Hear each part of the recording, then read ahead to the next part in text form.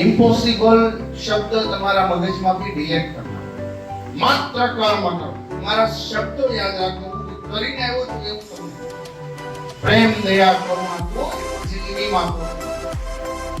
માટે ભગવાને કીધું અનન્ય ચિંતયંતો માયે જના પરિપાસતે તેષાં નિત્યા બુદ્ધાનામ યોગક્ષેમ. તમારી પાછળ એક સિક્રેટ શક્તિ છે, આ શક્તિને ઉજાગર કરો.